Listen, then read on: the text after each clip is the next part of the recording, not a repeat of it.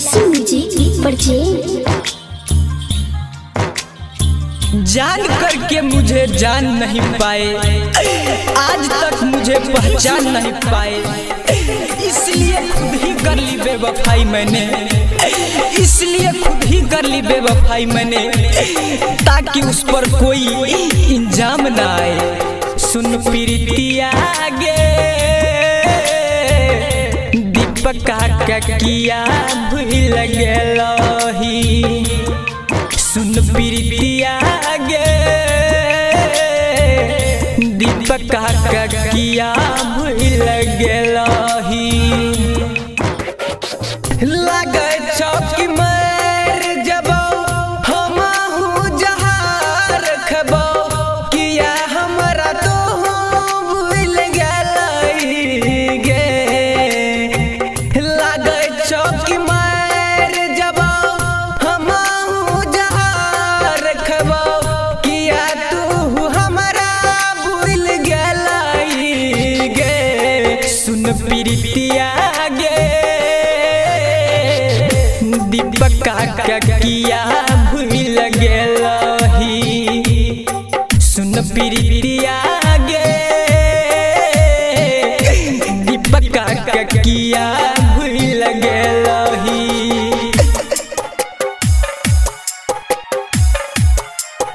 प्यार करने वाले की किस्मत बुरी होती है, मुलाकात जुदाई से जुड़ी होती है। वक्त मिले तो प्यार का किताब पढ़ लेना, अरे वक्त मिले तो प्यार का किताब पढ़ लेना।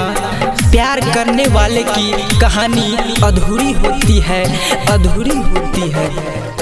जिंदगी प्यार तू ही रही, तू ही हमर जान गे, तोरा के मोह नहीं रहियो दिल से भगवान गे।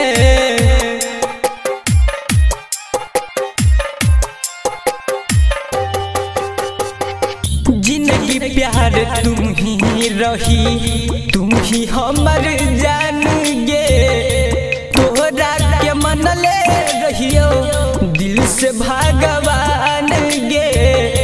ना हर मिले अब रही तू गे, दोसर साथ किया चल गेलही गे। सुन प्रीतिया गे दीपक का किया भूल गेलही। सुन प्रीतिया गे दीपक का किया भूल गेलही।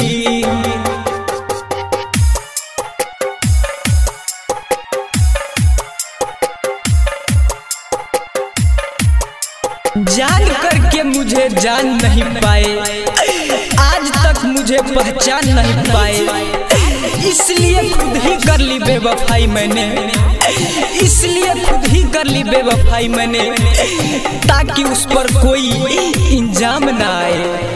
पागल हो जाए तो जान तुहर राजू रंजन के ना करी तो जान दीपक और गुंजन।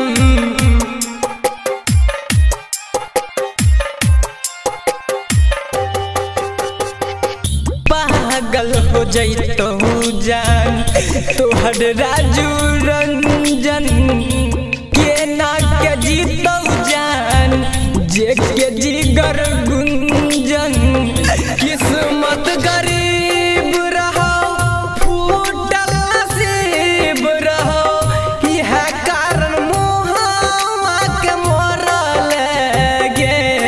सुन प्रीतिया गे दीपक का किया भूल गेलही। सुन प्रीतिया गे दीपक का किया भूल गेलही। LIC music recording studio.